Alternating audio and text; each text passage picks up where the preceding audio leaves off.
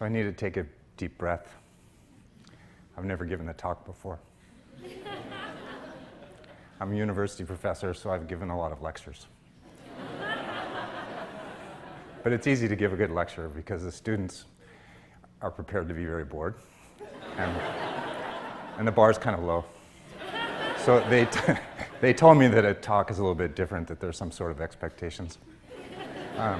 About my education, I have a high school diploma and a college degree and a teaching certificate, and I have a master's degree and I have a PhD.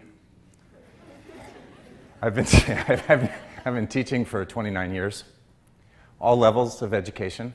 I taught in elementary school. I taught in junior high school. First year I taught junior high school was the year that my hair turned gray overnight. It's this true. Some people ask how young I was when my hair turned gray, and I say, well, I was still dealing with adolescence. And,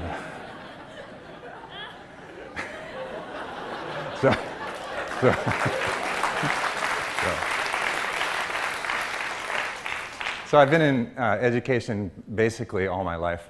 First I was a student, then I was a teacher, and now I'm a teacher of teachers. It's kind of the air I breathe. But I want to talk to you about something different. I'd like to talk to you instead about, not about education, but about my church. The church that I attend, the church that I've attended all my life, the church that I still attend. And I have a confession to make, that a few years ago, a number of years ago actually, I lost my faith in this church. And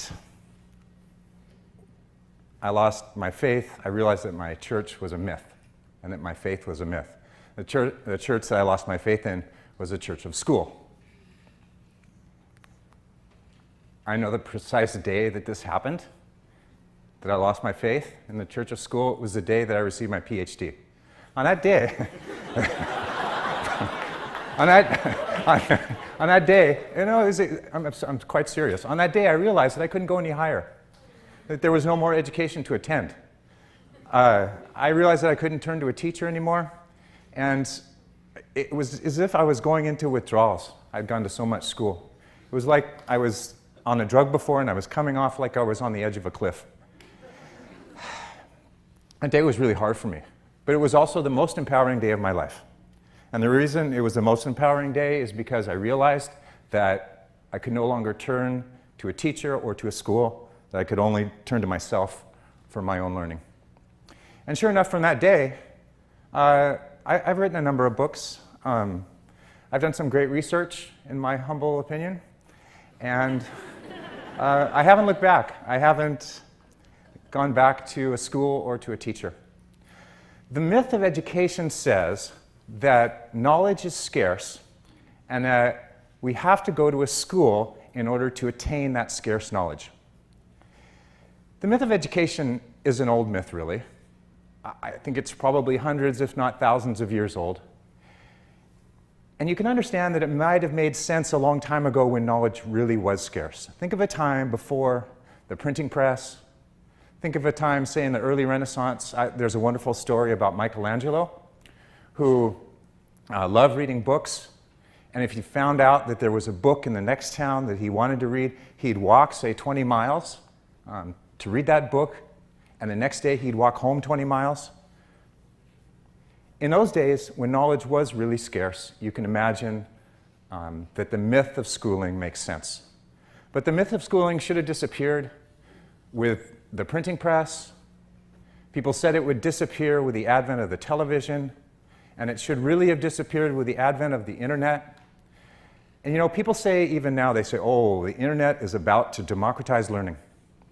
The internet's been around for a long time now, and it really hasn't democratized learning yet. Teachers like me, we spread the myth of education. I remember my first teaching job. This was a long time ago now, and it was in the dark year. It was in South Africa, and it was in the dark years of apartheid. There was racial segregation. My first job was in a rural town called Bizana, Transkei, and it was a one-room schoolhouse. The windows were broken, we had no heat, we had no electricity, we had to fetch water at the river.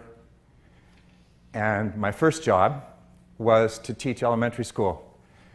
I remember my principal came to me, her name was Sister Mary Paul, and she said, "Charles, how would you like to teach grammar to 5th grade students?" I said, "Certainly, Sister Mary Paul, I'd love to teach grammar to 5th grade students." And I turned around and I walked away, and I thought, I would certainly not like to teach grammar to 5th grade students for the simple reason that I did not know any grammar then. I was a product of the 60s, and there was free love, experimental education, and there were no grammar books. Sister Mary Paul, she gave me a textbook, and she gave all the students the same textbook. So I went home that night, and I studied the noun. At the time, I did not know what a noun was. I did not know the difference between a noun and an elephant. And I certainly didn't know that an elephant is a noun. But I studied the noun, I studied it well, and the next day I went to my 5th grade classroom and I taught the heck out of the noun. And my students, they knew what a noun was backwards and forwards. And I'll never forget, a few weeks later, my principal, Sister Mary Paul, she came to me and she said, "Charles, oh, these students, they know their grammar. They know it so well. They know nouns and adjectives and adverbs and verbs and pronouns." And I said, "Thank you, Sister Mary Paul." And I walked away and I thought, thank you for not knowing that I never did know grammar to begin with. And I hadn't told my students for sure that I didn't know grammar. The story gets weirder because as the years went on, I kept teaching grammar. But I forgot that I hadn't known grammar to begin with when I first started teaching. I hallucinated my way into the position of thinking that my students needed to come to me in order to learn the noun when they had the textbook right in front of them. I don't use textbooks anymore. I think that textbooks are part of the myth of schooling. I love the word textbook, however. If you think about it, it's a very redundant word.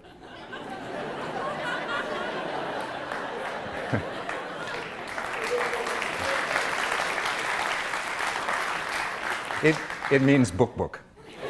So a regular book, not a textbook, but a regular book is written to be read by any human being. The textbook, it's a book about a book, and it's only made to be read in a special school setting. If you ever wonder why textbooks are not exciting, it's a regulation. A textbook is supposed to be boring to make the prof look like a hero in comparison. And if it's like, hey, that prof is excited about this material. That's so impressive. So. But how does the myth of schooling continue? Well, one way it continues is through teachers like me. Another way it continues is through textbooks. I think the main way the myth of schooling continues is through a small piece of paper called the diploma. The diploma has two lives, really. On the one hand, a diploma is that thing that we all know and love. This is a sign that I've graduated from high school or college or university. On the other hand, with every diploma that's printed, the diploma says, knowledge is scarce, and it's supposed to be obtained only at this or that school. People ask me, they say, "You're a teacher, how can you say these things? How can you talk about schools and education and diplomas like this?" Some of my friends, they say, "Charles, you are employed by a university. The university puts food on your table. How can you say these things? Isn't that a contradiction?" And to this, I do have one answer. And this is a very serious answer. I wish more people with diplomas, with credentials, would say what I'm saying. And what I'm saying is that my students come to me every day at university and tell me that the university is not where they learn the most. Back to South Africa.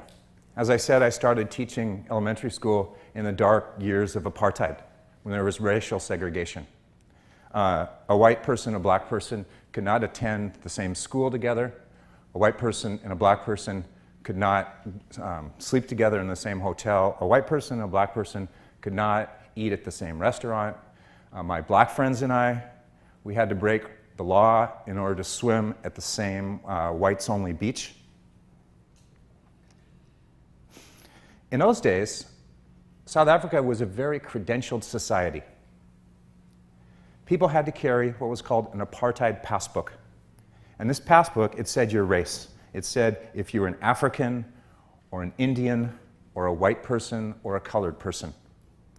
And if, for example, you were an African person, a black person, and you decided that you were going to go into a whites-only area after dark, a policeman could stop you and ask to see your apartheid passbook. If that passbook did not give you the privilege to be in the white area after dark, then you'd be put in jail. I'm convinced that these days we have our own version of the apartheid passbook, and it's called the diploma. These days, it's not legal to discriminate against a person based upon race. It is, however, perfectly legal to discriminate against a person based upon educational attainment, based upon the diploma that a person does or doesn't have that was or was not received from this or that school.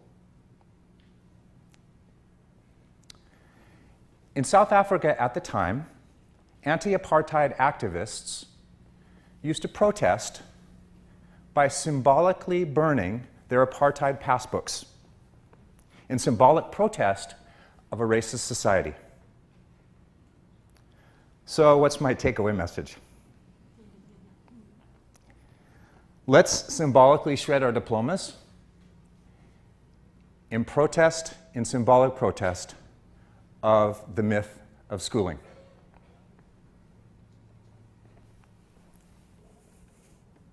I have a diploma here, and I'm taking it out of its case. I have to admit, this is not my own diploma.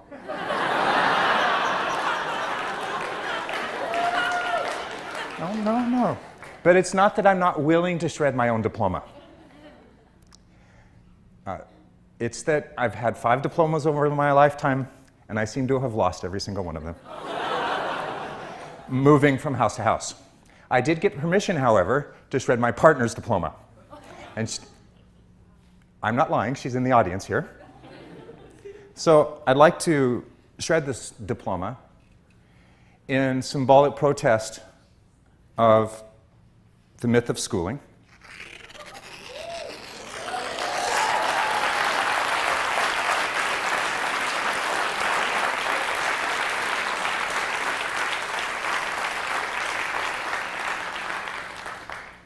Please lose faith with me.